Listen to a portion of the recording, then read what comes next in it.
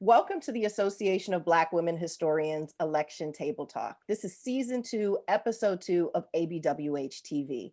My name is Elizabeth Todd-Breland. I'm an associate professor of history at the University of Illinois at Chicago, and I am so excited to be hosting what I know is going to be an amazing conversation.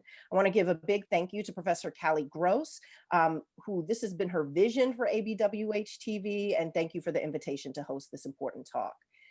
It is important right now for Black women historians to weigh in on the historic moment in which we're living. I am joined today by a fabulous panel of brilliant historians to help us process this moment. And I would like to quickly introduce them. We have Dr. Ashley Farmer, assistant professor at the University of Texas at Austin.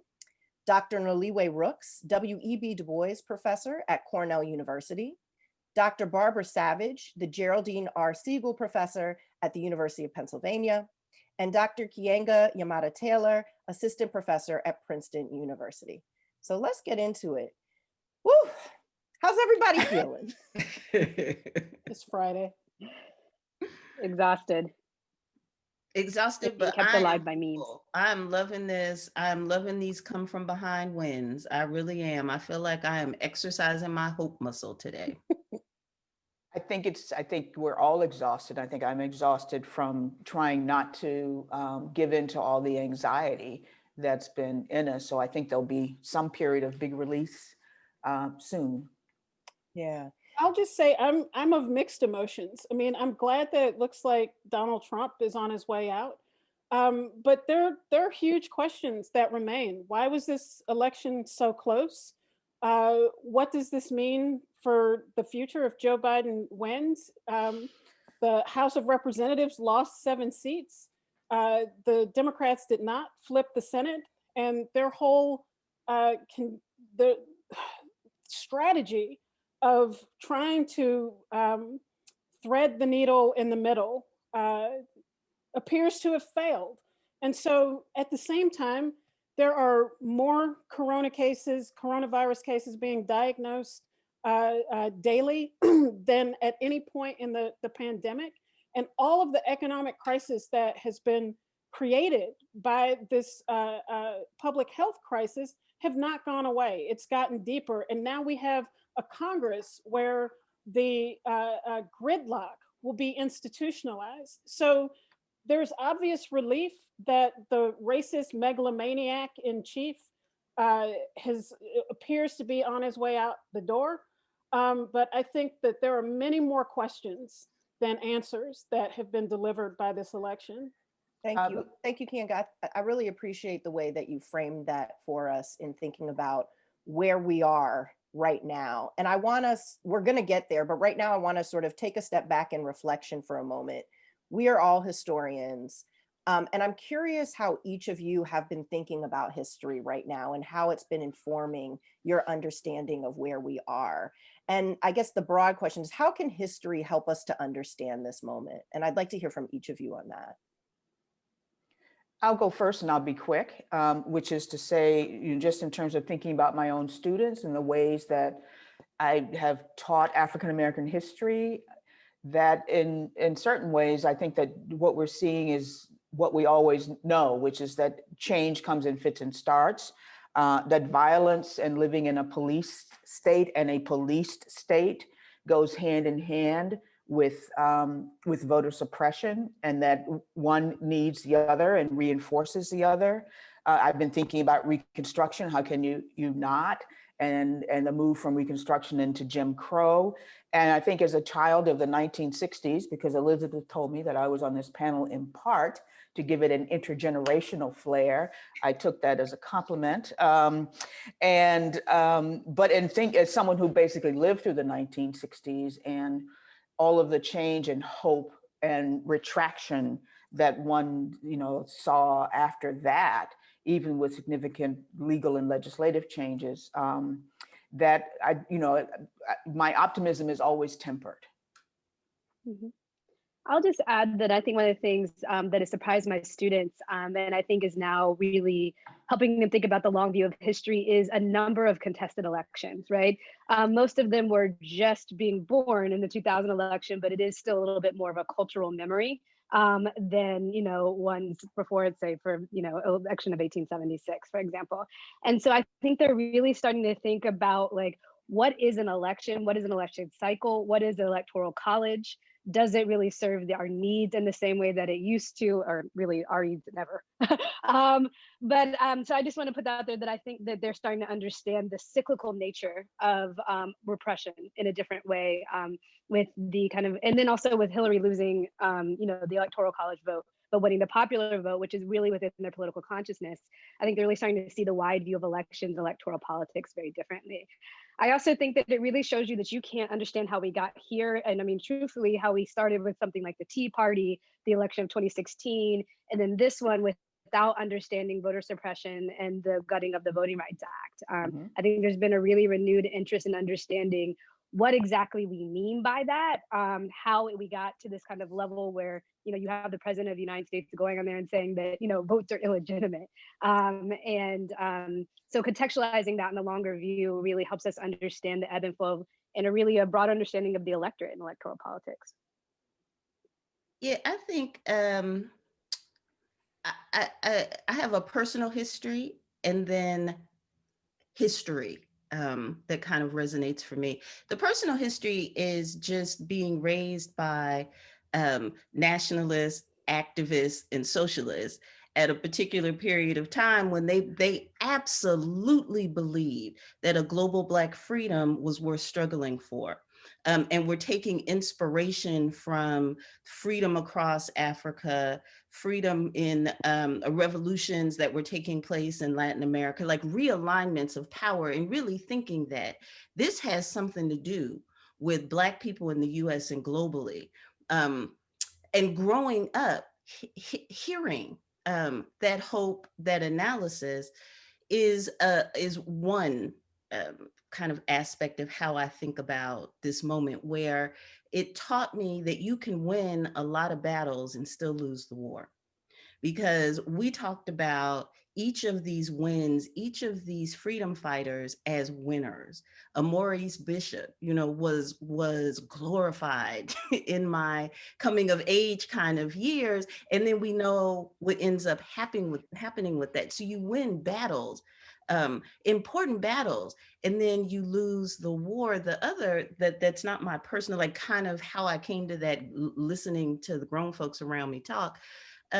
It's just the title, I think, of Angela Davis's, one of her most recent works, that freedom is a constant struggle.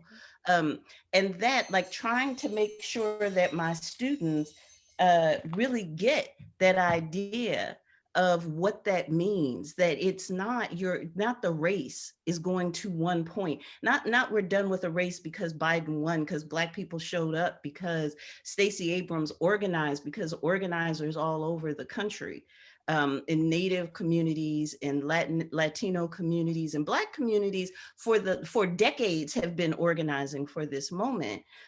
It's not the end of the story, it's a constant struggle. But both of those lead me to relish even the small wins, to keep in mind what more we have to do to understand that it's not done. But if you can take a moment and say, a moment and breathe and say, it was that we did something happened, something shifted. I'm able to relish that while keeping a view on the long term. So there are two things that really come to mind that kind of intersect with what I've been teaching this semester, which is Race and Inequality in American Democracy. That's the name of the class. And so the first one is, something everyone has alluded to, which is Reconstruction. It's sort of parallels not just with voter suppression, but also with the legitimization of white violence and white intimidation. That has been perhaps most striking. I think a lot of times in contemporary US, when we think of street violence, this sort of thing almost always is in connection to Black protest or the kind of um, discussion about crime in Black communities. But I think what we've seen over the last several months is really a revival of white violence directed around in support of Trump, in defiance of the law, and now most certainly in defiance of this election in efforts to suppress Black people's access to the ballot. And we've seen that, you know, the Trump people last night, I think Eric Trump calling for total war in response to this, what appears to be electoral victory for Joe Biden. Trump supporters showing up to locations where votes are being counted, armed protesters showing up to intimidate and do God knows what. And so I think it's important to convey that there is a long continuity of this type of behavior in American politics. And, you know, that continuity is important to push back against the reactions that this isn't us, this isn't in America, this is something else, when, you know, in fact, this is a through line in US history. The other thing, just quickly, that comes to mind is more immediate, and that is about the role of Black voters and the power of the Black voting bloc. But it's misplaced power in some ways with the Democratic Party, because there is a constant refrain that Black people save the party, save democracy, and what should come in return for that is never delivered. So as early or as late as 1972, 2 years into the formation of the Congressional Black Caucus, they threatened to boycott the election of McGovern versus Nixon if the Democratic Party did not absorb portions of the Black agenda that had been conceived of out of the Gary political convention. They ultimately didn't do that, and it shows what the dilemma for Black voters and other blocks of voters in relationship to this party, that as long as there is only a two-party system with a winner-take-all result, it means that whatever Neanderthal is put up by the Republican Party will always be just enough to discipline people to go and vote with a candidate who does not necessarily reflect what it is that they want. 67% of voters, according to exit polls, were not voting for Joe Biden. They were voting against Donald Trump. And so once again, we have this situation where Black communities are in crisis and have tremendous demands, now being in a position to accept the least that is available, because there is the threat that we won't go anywhere because the Republicans are always worse. And that has been a phenomenon of modern Democratic Party politics since the early 1970s, and it remains a conundrum today. Thank you. You know, I'm hearing some of what you all said have been, I think, sort of parallel tracks that I've been thinking about as well, right? On the one hand, picking up on your last point there, Keeanga, and I'm thinking particularly of Black women. And I think I read Elsa Barkley Brown's article in Barbara's class when I was an undergrad, and it was so transformational for me, right? Because it made clear something I knew, but I saw it in a scholarly or academic way, which is that Black women everywhere and always, when they were organizing for themselves and broader communities, right? And so you see that in Reconstruction, you see that with Ida B. Wells and the Alpha Suffrage Club, you see that with Fannie Lou Hamer, you see it over and over and over again, you see it in our current moment in all of this organizing that didn't just happen since 2018 and Stacey Abrams, and shout out to Stacey Abrams, but also all of the organizations, both Black women-led, Black community-led, and multiracial coalitions that were built to push that work and to push that electoral organizing and community organizing on the ground. And so you have that tradition that we know goes on. And to your point, Keeanga, though, how is that ever actually acknowledged or adequately rewarded? And I would say it's not. On the other hand, it's hard to have been around for the last couple of weeks, the last couple of years, and not just seen shades of Jim Crow everywhere, right? I was watching All In, the Stacey Abrams produced documentary, and our sister scholar Carol Anderson was all up in there. And one of the things she talks about is Jim Crow 2.0, right? And she talks about what happened in 2013 and around the pullback on the Voting Rights Act and all the things we've seen since, more polls closing, the mass disfranchisement of people, Black people in particular, but poor people more generally, working class people more generally, people of color more generally. And to see a week ago or so, when you have a sheriff's office in North Carolina pepper spraying, and I think it was a Sunday, a Souls to the Polls march, right?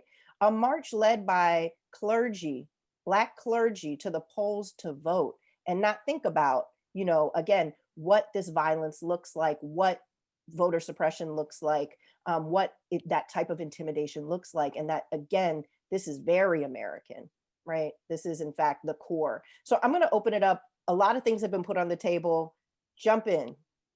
And I'll just go quickly here. I think one of the things that I, was thinking and listening to everybody, I mean, we talk about Trump and we talk about what's been stirred up, which is basically things that are always there, but it's really the specter of George Wallace that to me has driven my understanding of him and of it doesn't start with Sarah Palin and it doesn't start with George Wallace, but you have to remember that, but for the fact that Wallace was shot, there was a possibility we would have seen some version of this at a time when it also would have been quite ripe.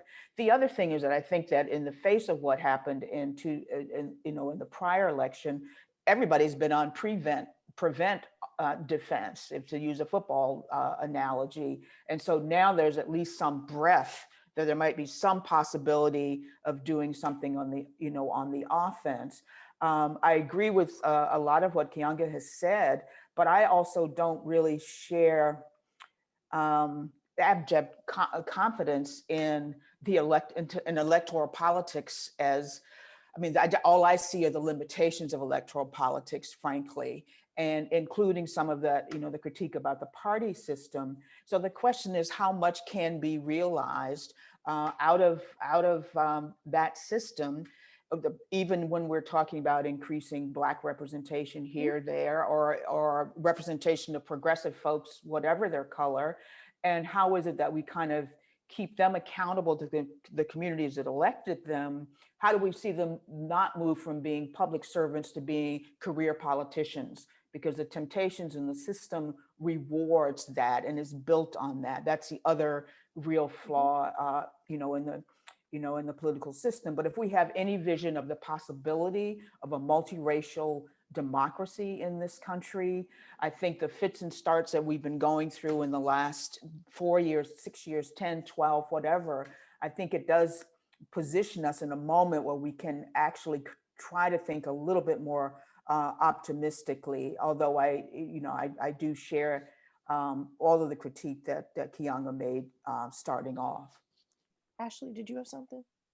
Yeah, one of the things I just wanted to add into our voter suppression conversation is also the suppression of this history, right? And the demonization and kind of the McCarthyite understandings of the 1619 Project, the critical race theory. So, a lot of we're talking about with voter suppression is, moving polls, closing places, not counting ballots. But there's also a real offensive on the kind of Republicans' part to make sure that people don't understand this past and this history in an effort to, kind of say this is the way we were and take it back to a moment when white people were able to do these things with kind of at least slightly more reckless abandon. I also think this brings up a very good point about what's been going on a lot, especially in social media, with the understanding of like vote and vote shaming, and this kind of like, if people don't want to vote, because like you said, most of the time it's just a vote for the lesser of, two evils versus a candidate that you're really excited about without a third party option. And we see that Black women vote, and kind of carry things en masse. But I do think that we have to start to have a conversation about that it's not just vote or die, right? Or vote and vote shaming, but really vote because I think there are key limits to electoral politics and what they can do. One of the things that I've been thinking is I've been writing a lot about segregation these days. And um, some of what I've been thinking is borne out in this election, where we see extant Black communities um, bringing home states. I mean, it's not Pennsylvania, it's Philadelphia. It's not Absolutely. Michigan, it's Detroit. It's not Milwaukee.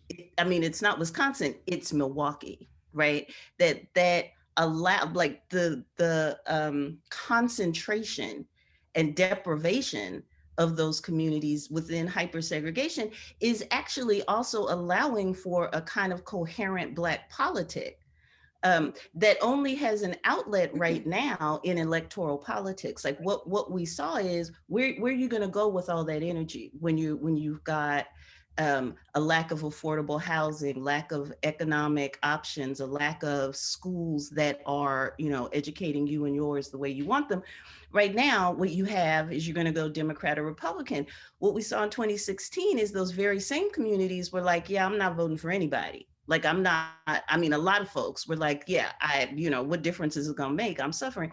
This time you saw that hype, and it really is what they call level 5 segregated cities are the ones we've been watching.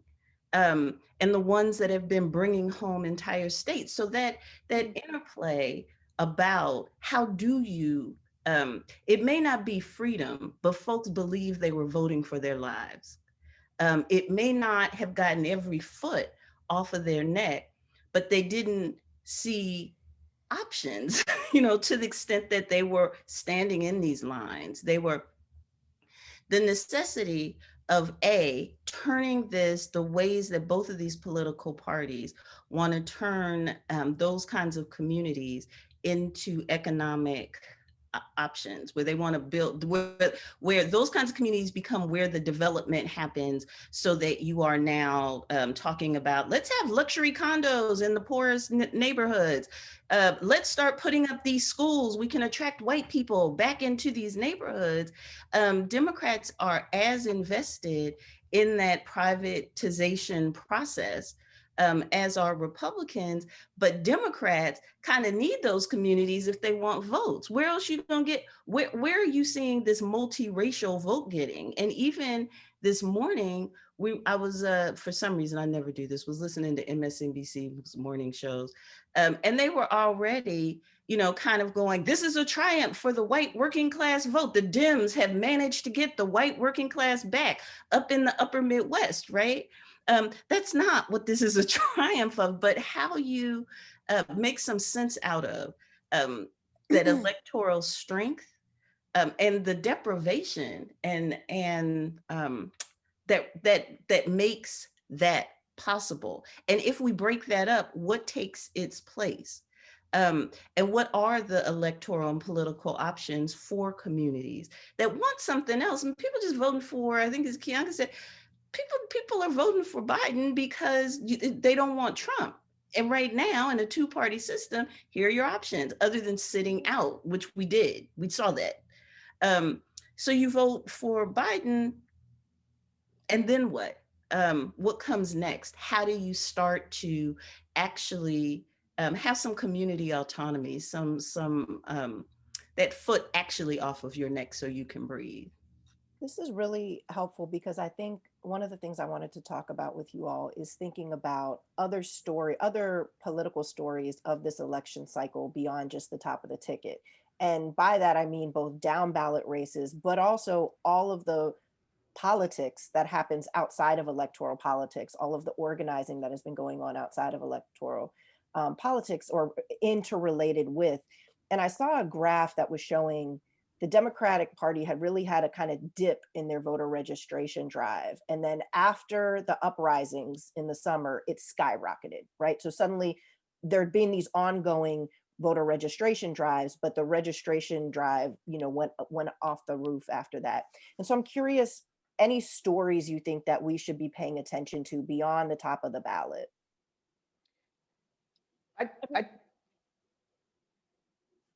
Yes. I'll be very quick, which is that I think that one of the things that has been really heartening about the whole election season is the emergence, at least into public view, of this new generation of young Black leaders and Black leadership at the local level. Because that to me is where the action is, and ultimately, obviously, the vote is the most local of and the most individual of actions that we can take. But I think we should also assume that people are not only voting and not merely voting. Voting is among, I hope, many things that they're doing in terms of engaging and trying to improve their communities. So I think that's one of the takeaways, not so much pointing at individuals or particular people who have emerged, but really the courage and the sacrifice that it took for people to stand out in those lines in order to be able to vote, though they never should have been required to do that. And I think it is still a testament to the underlying sort of courage and commitment and a sense of what is right, that Black people are willing to put their bodies literally on the line to do that. And I did take hope from that. And it's an affirmation, I think, of what we all know too. So. Yeah, I was just going to say that, to me, one of the, there are all sorts of really great, I think the squad returning, Cori Bush from Missouri, the first Black woman to be elected as a congresswoman, Jamal Bowman from the Bronx in New York. Like there are stories like that I think are important, but I also think that the way that the rebellion opened up the space to actually talk about in a meaningful way the issues that are really the most critical during this period of the pandemic, shows the tension between this kind of mobilization and organizing and electoral politics that isn't going away soon. Because I think the gridlock that we are about to experience, again, going from the final 2 years of Obama's term through this entire process, and now again, it just will re-emphasize that the way that you get things done is outside of the realm of electoral politics, and that those people have to catch up. Because if you think about it, the only way that the issues of racism, police brutality broke through was that people had to burn the cities down, right? I mean, if we want to talk about history, like that is the historical continuity from the 1960s to 1992, and now again. And it just says to people that the most effective way to intervene now is through collective action. And that's not to romanticize that, because that too has its limits without organization, without a way for people in different places and different circumstances to regularly be in communication with each other. It's difficult to translate that into actual political shifts and gains and wins, which is why no police anywhere have yet been defunded. There has been no redistribution of wealth, but these are issues that are on the ground that can't be ignored, and that have exploded the tensions that have been beneath the surface in the Democratic Party.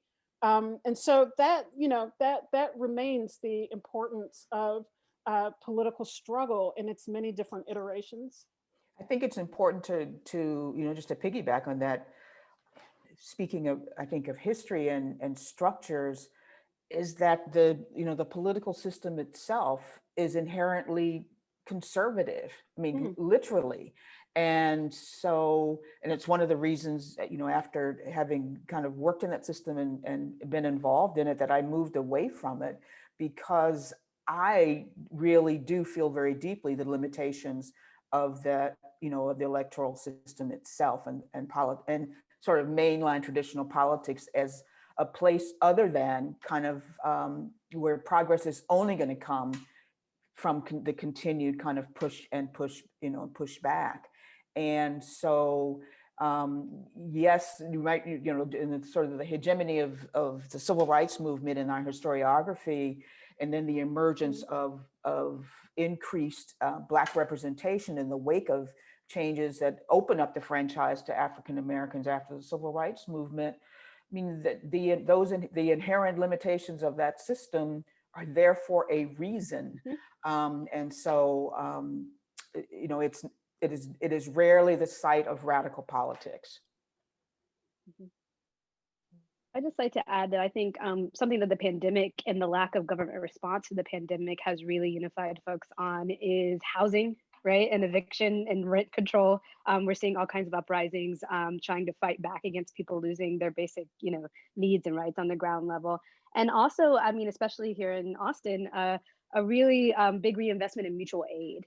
And we know that mutual aid Black people have been doing, for many years in the absence of having a real, government safety net. But I have been kind of inspired by the ways in which people are understanding the electoral politics is one way, but it's not the only way. And that until other folks show up for you, you can show up for yourselves and each other by creating these kind of communities that I think, push towards individualism and kind of get aheadism has perhaps diminished in some ways. So I think that part is very hopeful for me, both the mutual aid and kind of the housing advocacy that I see on the ground. I think for me, inside the classroom, inside academia, I'm seeing more of an openness with my students to understanding institutionalized racism and oppression. Because I teach students who, when you probe, somehow the ones I get seem to really believe this thing about individual effort that brought them here, that it is something about the work they have put in. This will be a cross race for many of my students. When you dig, there's something that they did that is inherently inside them that is allowing them to progress. And I have seen in this moment with this election, with this president, a more kind of openness to thinking about how systemic and historical forces have shaped some of the realities that they just don't notice. They just don't see it. They just grow up breathing a certain kind of air. And even kids who are coming from working class backgrounds have bought into, I need to work hard in school. I need to then make money and pull my family up. And that's what a narrative of progress looks like to me. Not necessarily we're trying to change the structures that created conditions that you've been fighting about. So that's a hopeful thing, honestly. I'm seeing more openness to at least learning, researching, trying to figure out what that's about. I also, and this is a sort of trick bag openness. I am still waiting to kind of get a handle on some of the differences between the narratives that I hear on social media with sort of intellectuals and in the media, and then in some communities on the ground around things like the police. You say abolish, but I live in the South Bronx when I'm not in Ithaca, and I actually live in the non-gentrified part of the South Bronx, and I actually go to community meetings with some of the public housing. Yeah, I mean, I try to not just be there. I try to be of help. The difference between what I hear in those public housing community meetings about the police and what I hear from my colleagues about the police are not the same thing. And there's very little effort, I think, to really understand what folks who are living on those conditions. Nobody is saying they want to get beaten in the head by the police. Nobody's saying they want to be shot dead in the police. Nobody, right? But they feel like the police are performing a function for them, at least in the meetings I'm going to in public housing, right? They don't want to abolish anything having to do with the police. They want them to stop being an occupying force, but they don't want them to go away. And when I try to have those conversations with people not living in those situations, it's just like, that's just ridiculous. That's not what's happening. There's a frustration.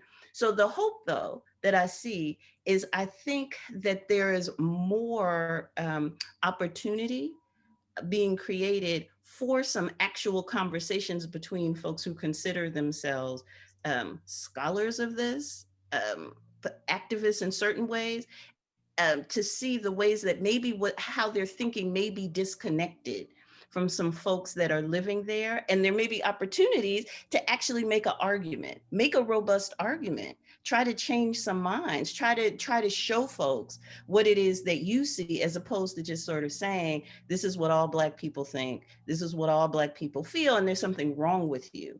If you as a Black person do not want to, I'm just using abolish the police as but one example. So I think that this is creating some moments for us to take seriously what politics could look like. Can I just say really quickly about that? Because I think this is a really important point.